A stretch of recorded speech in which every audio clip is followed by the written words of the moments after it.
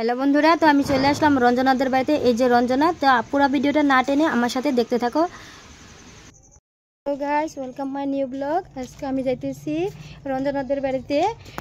রঞ্জনারা তো অন্য জায়গায় থাকে, তো বন্ধুরা আমার সাথে থাকো। আজকে ইন্ডিপেন্ডেন্ট ডে, সেই উপলক্ষে ও একদম পুরোপুরি দিব্যাঙ্গন। তো দিব্যাঙ্গর মেয়েটাকে আজকে কিছু দেওয়ার জন্য আমি বাইরে পড়ছি। প্রথমে যাব আমি প্যারেড গ্রাউন্ডে, একটু প্যারেড দেখবো। স্কুলে গেছিলাম, স্কুল থেকে চলে আসি। স্কুল থেকে চলে এসে এখন আমি প্যারেড গ্রাউন্ডে, স্কুলে গেছিলাম তো ওখান থেকে চলে আসি। এখন যাব প্যারেড গ্রাউন্ডে। ওখান থেকে আসার পর রঞ্জনাদের বাড়িতে যাব, ওকে কিছু দিতে হবে। সবারই কিন্তু একটা আমোদ ফুর্তি বলা জিনিস থাকে, তো ওর দিব্যাঙ্গন বলে ওরও তো কিছু চাওয়া পাওয়া আছে। তো আমার বাবা একদম পুরো তো ফৌজি হয়ে গেছে, ফৌজি আগে আগে চলতেছে। চলো ফৌজি বাবা, আগে আগে চলো। তো ফৌজি বাবা আমার যাইতেছে একসাথে, আমি ফৌজি বাবা আর আমি একসাথে। বন্ধুরা আমার সাথে পুরো ভিডিওটা দেখতে থাকো। বন্ধুরা এই যে দেখেন, এখান থেকে শুরু হয়ে গেছে প্যারেড গ্রাউন্ডের পাশাপাশি এই যে সৈনিক ভবনের কিনার দিয়া। এদিকে কিন্তু পুরো সবাই জমায়েত হয়ে গেছে। এদিকে হলো সব ছেলেমেয়েরা ভর্তি, কারণ সকাল সকালবেলা চলে আসছিলো সব স্কুলের থেকে। স্কুলের পতাকা উত্তোলন করার পরেই কিন্তু এই যে আমাদের প্যারেড গ্রাউন্ডের দিকে সব ছেলেমেয়েরা চলে আসছে। মনে হচ্ছে যে পুরো একটা উৎসব, পুরাই যেন দুর্গাপূজা থেকে কম না। যেন আসতে একটু দেরি হয়ে গেছে।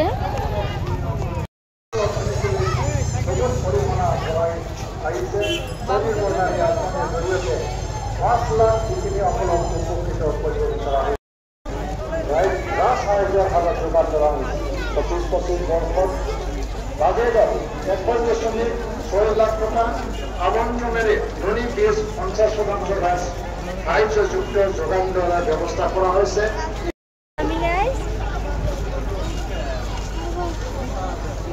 আমি তো পৌঁছাই গেলাম। এই যে দেখো মানুষ কি ভর্তি। তো এই গেট দিয়ে যাওয়া যাবে না, এই পাশে পুলিশ দাঁড়ায় গেছে। নেক্সট গেট দেখাই দিল।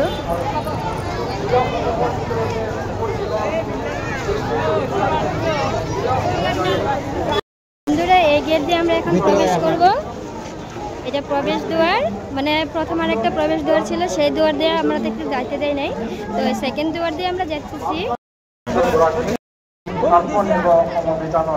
আবেদনের অন্তিম তারিখৰ ভিতৰত ৰাজ্য জুৰি 1,04,91খন আবেদন দান করা হয়।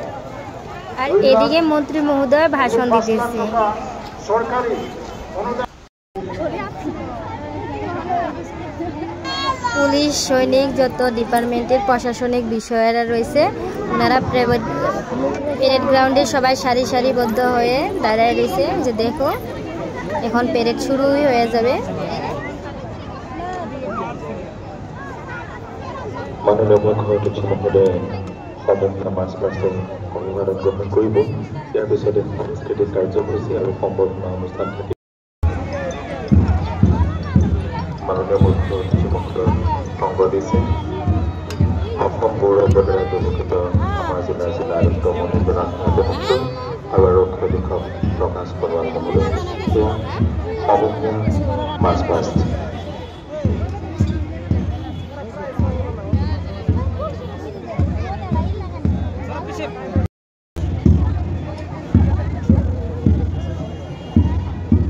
এত সামনে থেকে প্যারেড দেখার আনন্দটাই আলাদা। তোমরা যারা যারা প্যারেড দেখোনি তোমরা বলো কমেন্টে কেমন লাগলো আমাদের ইন্ডিয়ার প্যারেড দেখে। আজকে 15ই আগস্ট স্বাধীনতা দিবস। 1947 সালের 15ই আগস্টের দিন আমাদের ভারতবর্ষ স্বাধীন হয়েছিল। তো সেই সূত্রেই আজকের প্রত্যেক বছর আজকের দিনে এইভাবে আমাদের স্বাধীনতা দিবস উদযাপন করা হয়।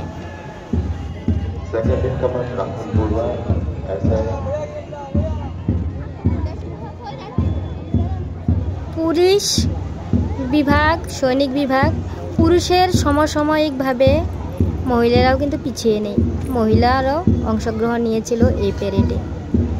আমি ছোটোবেলা থেকেই প্রত্যেক বছরই পারলে দেখতে আসি, আমার খুব আনন্দ লাগে। আগের বছর আমরা ছোটোবেলা থেকে দেখতাম যে গান্ধী ময়দানে হয়তো, কিন্তু গান্ধী ময়দানে এখন হয় না, এখন আমাদের কাছারি ময়দানে হয়। এটা নতুন প্যারেড গ্রাউন্ড, আমার বাড়ির একদম পাশে। প্লাটুন নম্বর 2 নেতৃত্ব বহন করছে এসআই বুদিন হাজৰিকা।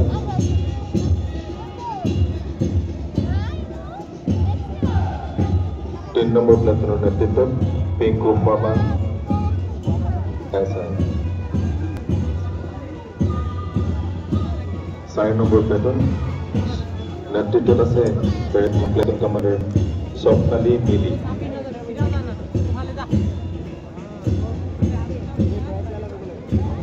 5 নম্বৰ platoon Chakradhar Khalu platoon commander. 6 নম্বৰ প্লাটুন সিভিল ডিফেন্স অসামৰিক প্ৰতিৰক্ষা platoon commander Ashuti Saikia.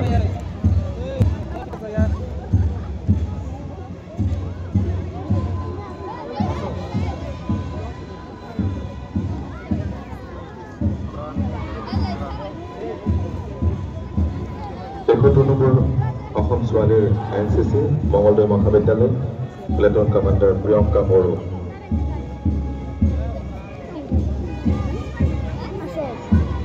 5th Assam NCC platoon commander Imran Hussain platoon নম্বৰ 8 মঙলদৈ মহাবিদ্যালয়।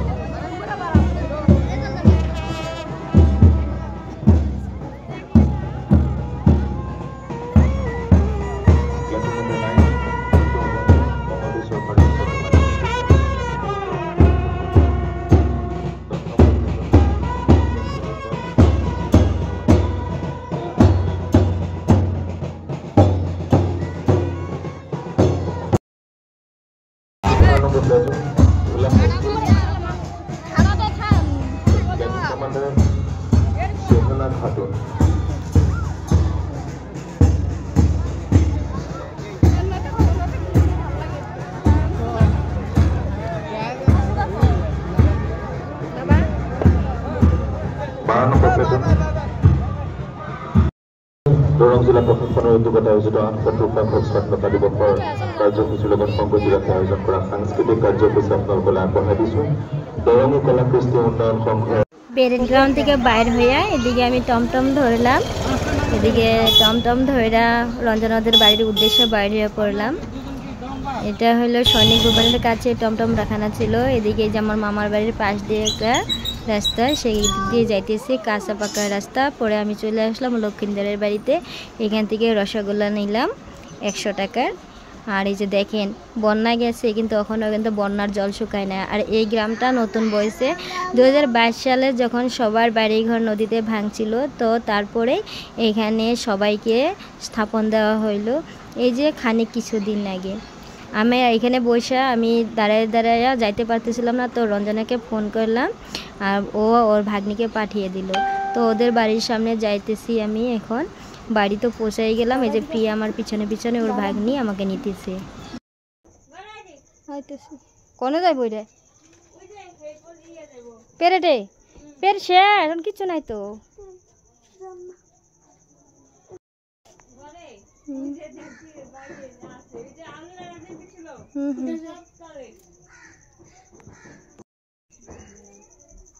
খায়ো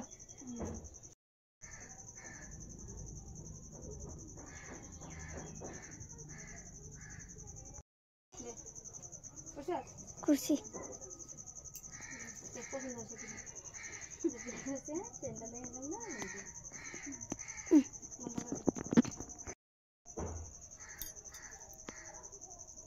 হ্যালো বন্ধুরা, তোমরা ওর জন্য পারো তো একটু সাহায্য করো। ওর পা দুইটার অবস্থা এরকম, দিব্যাঙ্গ হয়ে গেছে। ওর যেটা ভাতা ছিল দিব্যাঙ্গ ভাতা, ওইটাও বন্ধ হয়েছে। আমি অনেক চেষ্টা করতেছি, তবু মানে ক্লিয়ার পারতেছি না। ওর ভাতাটা কেন বন্ধ হয়েছে আমি জানি না। অফিসে অনেকবার ডকুমেন্টস দেওয়ার পরেও পুরো পয়সাটা আসতেছে না। তো বন্ধুরা, কাকিমা বলছিল ওর যেন কিছু জিনিসের দরকার হয়েছে, তো সেগুলো কিনতে পারতেছিল না, একটু অর্থের অভাব। বাড়িতে যেহেতু ছেলে নাই, 3টা বোন, বড় বোন বিয়ে হয়ে গেছে, তারপরে ছোট বোনও বিয়ে হয়ে গেছে, ও মেজো। ওর বাবা বৃদ্ধ, মা অন্যের বাড়িতে কাজ করে আর সামান্য রেশনের চাল দিয়ে বাড়ি চলে। আর গত 2022-এর বন্যায় ওদের পুরো বাড়িটাই ভেঙে গেছে, নদীতে চলে গেছে। আমি আর আগের একটা ভিডিওতে দেখাইছিলাম। আর এখন সরকার থেকে সামান্য মাটি দেওয়ার পরে, আধা কাটা জমি দিছে, দেওয়ার পরে কোনো রকম এই ঘরটা বানানো হয়েছে, মানে মাথা গোজা একটু জায়গা হয়েছে। এই দেখেন এরকম পাটকাঠির বেড়া, আর এই যে পাটকাঠি আর এই যে বাঁশের বেড়া, তার এই যে উপরে খালি টিন।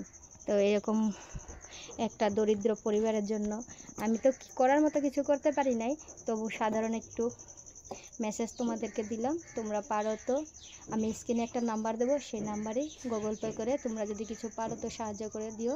তো বন্ধুরা, আমার সাথে পুরো ভিডিওটা দেখো, আর রঞ্জনার মতো মানুষদের জন্য একটু ভালোবাসা দিও। ধন্যবাদ। আজকের মতো ভিডিও এখানে রাখছি। রঞ্জনা কিছু কবি?